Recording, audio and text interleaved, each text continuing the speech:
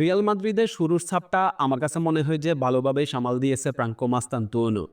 River প্লেটের ইস্তাদিও monumental থেকে Real মাদ্রিদের সান্তিয়াগো বার্নাব্যু ছাপ কোনো অংশে কম ছিল না। তার উপরে বয়স মাত্র 18 বছর। তবে এই ছাপের সময়ে ফ্রাঙ্কো মাস্তান্তুয়ানো সবচেয়ে বেশি সাপোর্ট পেয়েছেন রিয়াল মাদ্রিদের কোচ জাদি আলোনসোর। জাদি আলোনসো মোটামুটি ফ্রাঙ্কো মাস্তান্তুয়ানোকে নিয়ে একটা বাজি ধরছিল। রিয়াল মাদ্রিদের পরীক্ষিত পারফর্মার কিন্তু রদ্রিগো। লাস্ট কয়েক সিজনে রিয়াল মাদ্রিদের ইসুয়েল জিতাতে রদ্রিগো কিন্তু বিশাল ভূমিকা রাখছে। অনেক ম্যাচে তো রদ্রিগো একা হাতেও ম্যাচ বের করে আনছে।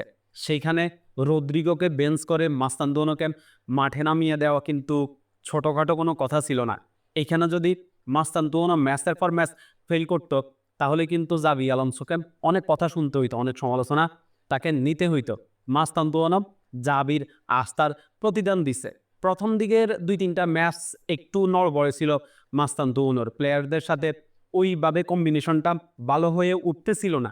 কিন্তু লাস্ট ২-৩টা ম্যাচে মাস্তান্তুয়ানো জাস্ট অসাধারণ খেলতেছিল। যদিও গোল অ্যাসিস্ট আসলে পাওয়া হইতেছিল না, কয়েকটা বল বারেও লাগছিল।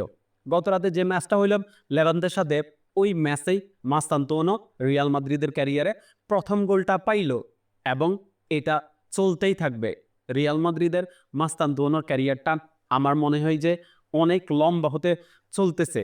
মাস্তান্তুয়ানো লাস্ট ২-৩টা ম্যাচের যে পারফরমেন্সটা ডেলিভার করছে মাঠে, এই রকম যদি খেলতে পারে তাহলে তাকে বেঞ্চ করানোর সাহস আসলে জাভি আলোনসোর কোনোভাবেই হবে না।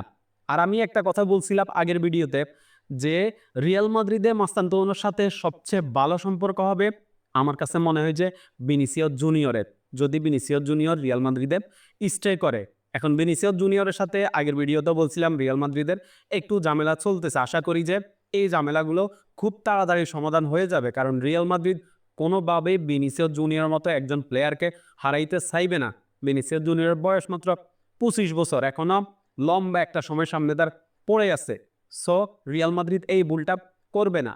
এখন ভিনিসিয়াস জুনিয়রের সাথে আসলে মাস্তান্তুয়ানোর সম্পর্কটা ভালো হবে আমি এই কারণেই জোর দিয়ে বলতেছি, কারণ আমরা মেসি নেইমারের একটা সম্পর্ক কিন্তু আমরা বার্সেলোনায় দেখছি, যেটা পরে এখন পর্যন্ত চলতেই আছে।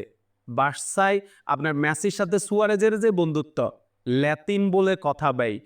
এরপরে হচ্ছে নেইমার যখন পিএসজিতে গেছে, তখন নেইমারের সাথে ফেরাদেজের যে একটা সম্পর্ক ছিল, ল্যাতিনের সাথে ল্যাতিন। আমরা হয়তো বা ধরেন ব্রাজিল আর্জেন্টিনা নিয়ে অনেক ঝগড়া করি, অনেক আপনার ফেসবুকে দেখেছে কমেন্টে অনেক মারামারি করি, অনেককেই গালাগালি করি, কিন্তু তাদের সম্পর্কগুলা কিন্তু খুবই ডিফারেন্ট। তাদের সম্পর্কগুলা খুবই ভালো হয় এবং একজন আরেকজনকে খুবই রেসপেক্ট করে। যখন মাঠে খেলতে নামে তখন হয়তো প্রতিদ্বন্দ্বী হয়ে যায়। যখন আর্জেন্টিনা ব্রাজিল খেলতে নামবে তখন মেসি নেইমার প্রতিদ্বন্দ্বী, কিন্তু মাঠের বাইরে তাদের আলাদা একটা আপনার ফ্রেন্ডশিপ আছে। তারা নিজেদেরকে প্রচুর সম্মান করে।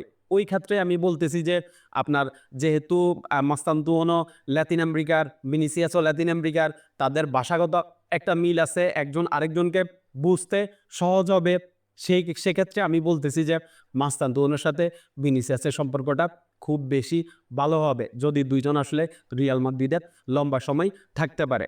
তো মাস্তান্তুয়ানো আসলে নিজেকে এইভাবে প্রমাণ করতে হবে। আর্জেন্টিনার 2026 বিশ্বকাপের স্কোয়াডে যদি তাকে থাকতে হয়, কারণ আর্জেন্টিনার 2026 বিশ্বকাপের স্কোয়াডটা নিয়ে কিন্তু অনেক কম্পিটিশন হবে।